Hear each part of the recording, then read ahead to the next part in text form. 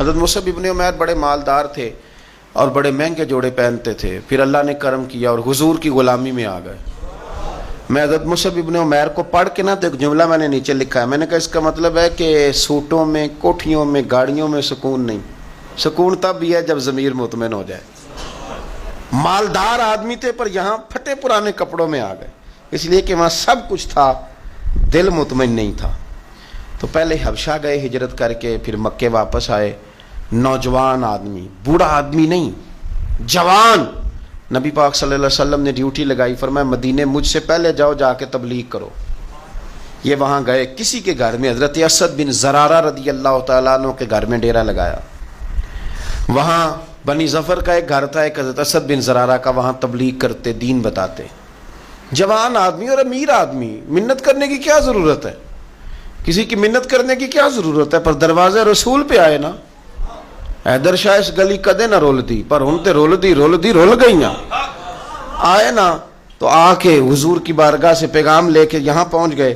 حضرت اسد بن زرارہ کے گھر میں ان کا قیام تھا رضی اللہ تعالیٰ، وہ مسلمان ہو چکے تھے، اور ان کی خالہ کے بیٹے تھے حضرت سعد بن معاذ، جو قبیلہ بنو اشہل کے سربراہ تھے، اپنے قبیلے کے سردار تھے، اور خالہ کے بیٹے تھے۔ وہاں آ گئے، حضرت مصعب ابن عمیر نے تبلیغ شروع کر دی۔ شروع میں غریب لوگ کلمہ پڑھنے والے تھے، بات ذرا پھیلنے لگی تو حضرت سعد بن معاذ نے خود نہیں کہا، خالہ کے بیٹے تھے، نہ کہا وہ ناراض نہ ہو جائے۔ حضرت سید ابن حدیر کو بلایا اور بلا کے کہنے لگے یار تو جا، میرا وہ خالہ کا بیٹا ہے، میں کوئی بات کروں گا تو وہ ناراض ہو جائے گا، جا سمجھا، وہ ہمارے سادہ لوگوں کو کہہ رہے ہیں کہ تمہارے باپ دادا بھی گمراہ تھے، بت پوجتے تھے، واپس آؤ، تو وہ تو ایک نئی دراڑیں ڈالیں، جا کے۔ اب وہ بھی سردار بندے تھے، تو دوسرا یہ کہ اگر کوئی کسی کو اشتعال دلا کے بھیجے، وہ کسی کو کہہ کے بھیجے کہ جا کے کمال کر دے، تو ہی ہے جو اٹھا سکے، تو آپ کو پتہ ہے چودھری صاحب کو تو 3 دفعہ چودھری صحیح کر کے کہہ دیں تو کام ویسے ہی اللہ ماشاءاللہ اوپر چلا جاتا ہے۔ چودھری صاحب کہتے ہیں میں چودھری بن کے دکھانا ہے، وہ ہو ہی نہیں سکتا۔ سیٹھ صاحب کو 2-4 دفعہ یہ آپ نے کہنا ہے آپ سیٹھ صاحب ہیں، تو معاملہ جو ہے وہ اوپر چلا جاتا ہے۔ کہ جوان بچے ہیں، ان کو آپ کہہ دیں کہ اتنا تو جوان ہے اور فلانا تجھے بات کر گیا ہے، تو پہلے بیچارہ چاہے بھول بھی گیا ہو، وہ چلا جاتا ہے گھر سے بندوق لینے۔ انہوں نے کہا تو ہی اٹھا سکتا ہے، پورا ان کو تیار کر کے بھیجا، تو وہ ڈنڈا لے کے آئے اور سخت بات کی آ کے حضرت مصعب بن عمیر کے ساتھ، حالانکہ یہ بھی بڑی امیر ماں کے بیٹے، اور بڑے عجیب جملے کہے کہ کوئی کام نہیں ملا تو اب یہ شروع کر لیا تم لوگوں نے، بڑی باتیں کی، پورا غصہ لے گیا نا۔ یہ بھی ایک لہجہ تھا، جواب میں حضرت مصعب ابن عمیر کا بھی لہجہ تھا، اور باتیں کرتے رہے تو یہ ہنستے رہے، تو یار اس رستے کا مسافر ہی نہیں، یہ تو ان کو پوچھنا جو مسافر ہیں، کہہ جو کہنا ہے، تو تر شروع ہو کے گالی 1000 دے، یہ وہ نشہ ہی نہیں جو کوئی ترشی اتار دے، تو کر جو تو نے بات کرنی ہے وہ کرتے رہے۔ جب غصہ ٹھنڈا ہو گیا، سارا کچھ کہہ چکے، تو حضرت مصعب ابن عمیر کہنے لگے جی آپ نے ڈانٹا ہے، ہم تو تیار بیٹھے ہیں جانے کے لیے، گئے بس 2-3 باتیں ہماری بھی سن لیں گے۔ انہوں نے کہا سنائیے، 2-3 آیتیں پڑھی قرآن پاک کی، تھوڑا سا حضور کی سیرت نور کو چھیڑا، تو وہ ڈنڈا انہوں نے پھینک دیا، فرمانے لگے اس دین میں داخل ہونا ہو تو طریقہ کیا ہے؟ تو حضرت مصعب ابن عمیر کہنے لگے آپ غسل کریں، کپڑے بدلے، آئے میں کلمہ پڑھاتا ہوں۔ انہوں نے غسل کیا، کپڑے بدلے، کلمہ پڑھا۔ اب واپس گئے تو ان کو پتا تھا میں نے جانا ہے، تو سعد بن معاذ نے رزلٹ پوچھنا ہے، کہتے ہیں اس نے مجھے بھیجا تھا تو میں نے بھی اسے بھیجنا ہے۔ کہتے ہیں میں نے جا کے کہا اس قبیلے کا قبیلہ بنی عارصہ کے ساتھ مقابلہ چلتا تھا، کہتے ہیں میں نے بھی اسی طرح کی سٹوری سنائی جا کے۔ حالانکہ حضرت سعد بن معاذ کہتے ہیں جب یہ آ رہے تھے نا واپس، تو میں سمجھ رہا تھا بندہ وہ نہیں جو میں نے بھیجا تھا، اس میں کوئی انقلاب آ گیا، تبدیلی آ گئی۔ آ کے کہنے لگے یار تیری وہ خالہ کا بیٹا ہے، میں نے کیا مقابلہ کرنا ہے، وہ تو بنو عارصہ والے بھی لڑ رہے ہیں، تمہارا شریکہ بھی لڑائی کر رہا ہے، تو تم جاؤ ان کو بھی منع کرو اور اپنے شریکے کو بھی کہو کہ یہ ہمارے گھر کا مسئلہ ہے، ہم خود نمٹ لیں گے، تم جاؤ۔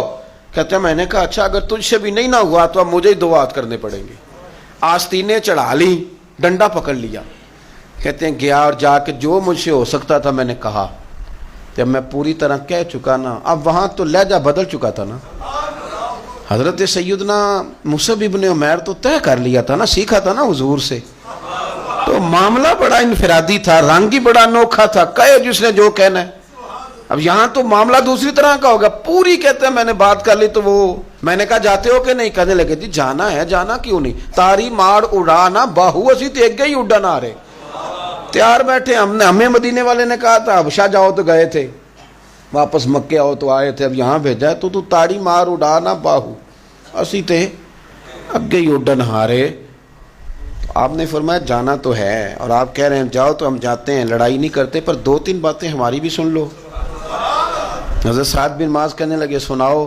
تو حضرت مصعب ابن عمیر کا لہجہ, لہجے کا حسن, لہجے کی خوبصورتی.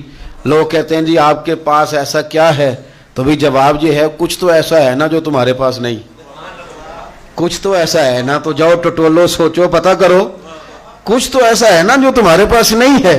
وہ تلاش کرنا چاہیے کہ جو کہیں اور نہیں ہے, اور اگر نہیں تمہارے پاس تو وہ حاصل کرو, پیدا کرو. حضرت سیدنا مصعب ابن عمیر نے 2-3 آیتیں سنائیں, حضور کی باتیں سنائیں. تو سن کے صحابہ کی باتیں جب لوگ مسلمان ہوتے تھے, پھر سرور عالم کی یارو گفتار کا عالم کیا ہوگا. انہوں نے 2-3 باتیں سنائی تو حضرت سعد بن معاذ بھی مسلمان ہو گئے. اب واپس گئے. ایک قبیلے کے سردار تھے, اور یہ وہ لیڈر تھے جن پر قبیلہ جان دیتا تھا. سارے لیڈر اس طرح کے نہیں ہوتے کہ قوم کا ایک خائن ہے, بددیانت ہے. لیڈر تھے پر قبیلہ جان دیتا تھا. جا کے کھڑے ہوئے قبیلے والوں کے پاس, کہنے لگے میرے بارے میں تمہارا کیا خیال ہے؟ انہوں نے کہا سردار کوئی پوچھنے والی بات ہے, یہ تو ہماری کو نیکی ہے کہ آپ جیسا سردار ملا ہے. فرمانے لگے مجھ سے پیار کرتے ہو؟ حضرت جی بڑا. فرمایا مجھ پر تمہارے ساتھ آج کے بعد کلام حرام ہے. کہا کیوں؟ کہنے لگے اتنی دیر کلام نہیں کروں گا جتنی دیر تم مدینے والے رسول کا کلمہ پڑھ کے مسلمان نہیں ہو. تو حضرت سعد بن معاذ نے سارا قبیلہ مسلمان کر لیا. حضرت سید ابن حدیر بھی مسلمان ہو گئے, اور اتنا بڑا ماحول بن گیا مدینے میں کہ جہاں 12-13 لوگ کلمہ پڑھتے تھے, 70 لوگ اگلے سال حضور کی بارگاہ میں گئے, حضور اب ہماری جمعیت بن گئی, یہ آپ تشریف لائیں. اگر سارے اس میں کردار دیکھو گے تو حضور کے کرم سے جو لہجہ دیا تھا نا اللہ نے حضرت مصعب ابن عمیر کو, یہ اس لہجے نے اس کچھ ان کے خلق نے کر لی اور کچھ ان کے پیار نے کر لی. مسخر اس طرح دنیا شہ ابرار نے کر لی.